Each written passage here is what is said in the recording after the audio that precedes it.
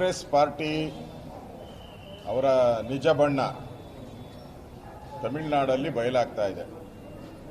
ಪಾಪ ಆ DMK ಅವರು ಇವ್ರನ್ನ ನಂಬಿಕೊಂಡು ಬಿಜೆಪಿ ವಿರುದ್ಧ ಮಾತಾಡಿ ಅವರು ಇವತ್ತು ಸಪ್ಪೆ ಮೋರೆ ಹಾಕೋಣ ಅಂತ ಪರಿಸ್ಥಿತಿ ಬಂದಿದೆ.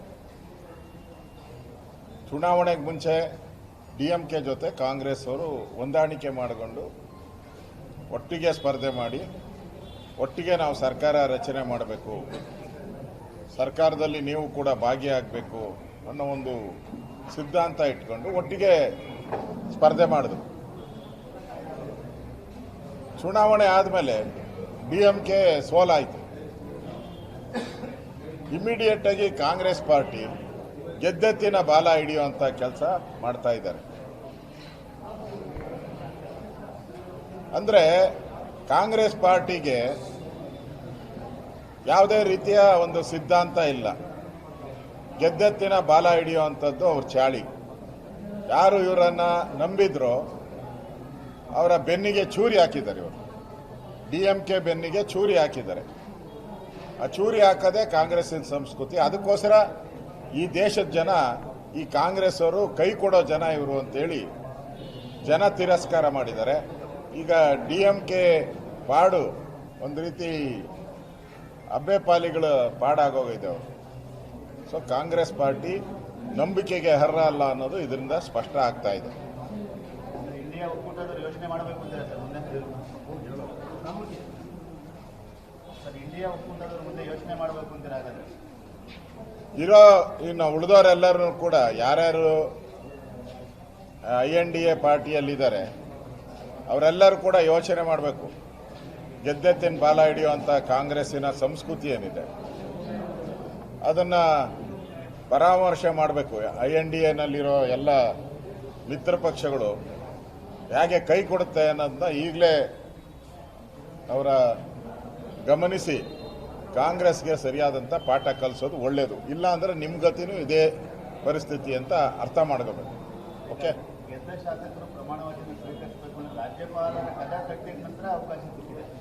ನೆನ್ನೆ ರಾತ್ರಿ 12 ಗಂಟೆಗೆ ನನಗೆ ಫೋನ್ ಮಾಡಿದರು.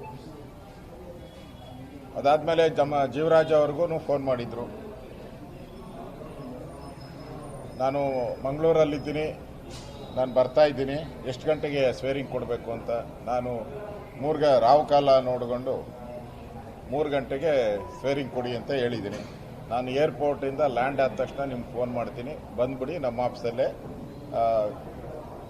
ಅವ್ರಿಗೆ ಸ್ವೇರಿಂಗ್ ಕೊಡ್ತೀನಿ ಅಂತ ಹೇಳಿದ್ದಾರೆ. ನಾವು ಕೊಡಲಿಲ್ಲ ಅಂತೇಳಿ ನಾವು ಗವರ್ನರ್ ಕದವನ್ನು ತಟ್ಟಿದ್ದು. 2 ದಿನದಿಂದನೇ ನಾನು ಫೋನ್ ಮಾಡಿದ್ದೆ, ಹಲವಾರು ಬಾರಿ ಸೆಕ್ರೆಟರಿಗೂ ಮಾಡಿದ್ದೆ, 3-4 ಬಾರಿ. ಜೀವರಾಜ್ ಅವರು ನೆನ್ನೆ ಲೆಟ್ರು ಕೂಡ ಕೊಟ್ಟಿದ್ರು. ನಮ್ಮ ಪ್ರಯತ್ನ ಫಲಿಸಿದ್ದಕ್ಕೋಸ್ಕರ ನಾವು ಗವರ್ನರ್ ಕದ ತಟ್ಟಿದ್ರಿ. ಗವರ್ನರ್ ಅವರ ಲೆಟ್ರ್ ಹೋಗಿದೆ ಅವ್ರಿಗೆ, ಸ್ಪೀಕರ್ ಅವ್ರಿಗೆ. ಸೊ ನಾವು ಕೂಡ ಸ್ಪೀಕರ್ ಅವ್ರಿಗೆ ವಿನಂತಿಯನ್ನು ಮಾಡಿದ್ರಿ.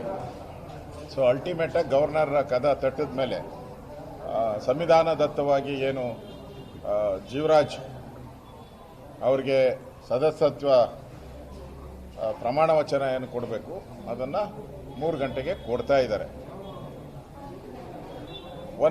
ಒಂದು ಸರಿ ಚುನಾವಣಾ ಆಯೋಗ ಸರ್ಟಿಫಿಕೇಟ್ ಕೊಟ್ಟ ಮೇಲೆ ಕರ್ನಾಟಕದ ರಾಜ್ಯದ ಪತ್ರದಲ್ಲಿ ಗೆಜೆಟಲ್ಲಿ ಅವ್ರ ಹೆಸರು ಅನೌನ್ಸ್ ಆದಮೇಲೆ ಸ್ಪೀಕರ್ಗೆ ಆಲ್ಟರ್ನೇಟಿವ್ ಇಲ್ಲ.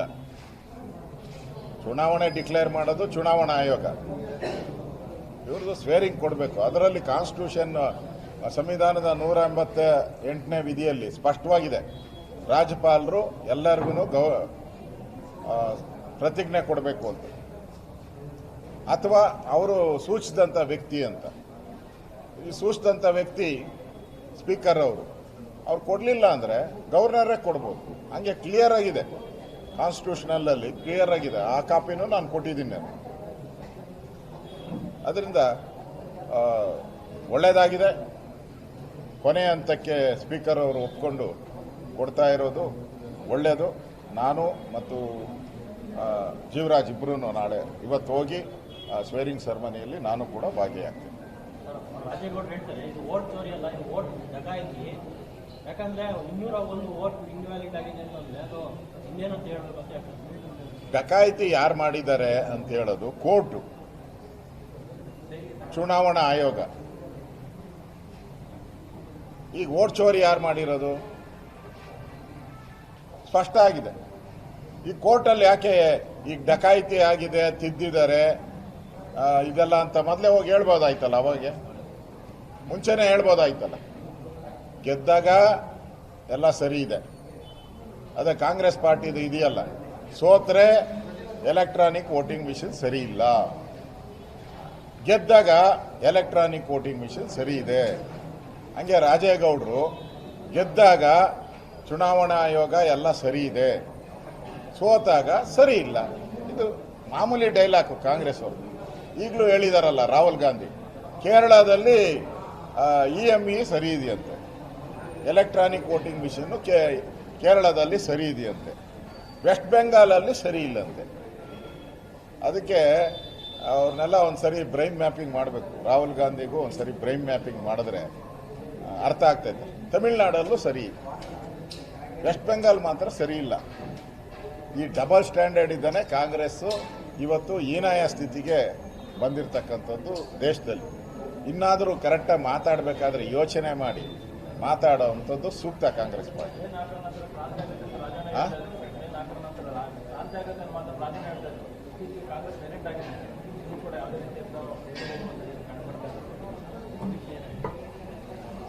ಇಲ್ಲ, ಕಾಂಗ್ರೆಸ್ ಪಾರ್ಟಿ ಈಗ ಖರ್ಗೆ ಅವ್ರ ಎಂಟ್ರಿ ಆದಮೇಲೆ ಎಲ್ಲ ಸೈಲೆಂಟ್ ಔಟ್ ಅವರು. ಇಷ್ಟು ದಿನ ನಾನು ಮುಖ್ಯಮಂತ್ರಿ ಅಂತ ಇದ್ರು. ಈ ಖರ್ಗೆ ಅವರೇ ನಾನೇ ಬರ್ತೀನಿ ಮುಖ್ಯಮಂತ್ರಿ ಅಂತ ಹೇಳಿದ್ಮೇಲೆ ಎಲ್ಲರೂ ಕೂಡ ಸೈಲೆಂಟ್ ಆಗಿದ್ದಾರೆ. ಅದರಿಂದ DK ಶಿವಕುಮಾರ್ ಅವರ ಕನಸು ಭಗ್ನ ಕನಸು, ಈಗ ಭಗ್ನ ಆಗೋಟಿದೆ. ಅವ್ರು ಹೇಳಿದ್ರು, ನಾನು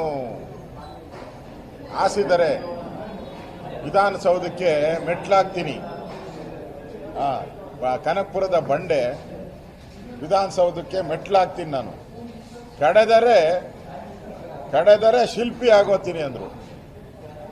ಕಡಿತಾನೇ ಇದ್ದಾರೆ, ಆ ಶಿಲ್ಪಿ ಆಗಲೇ ಇಲ್ಲ.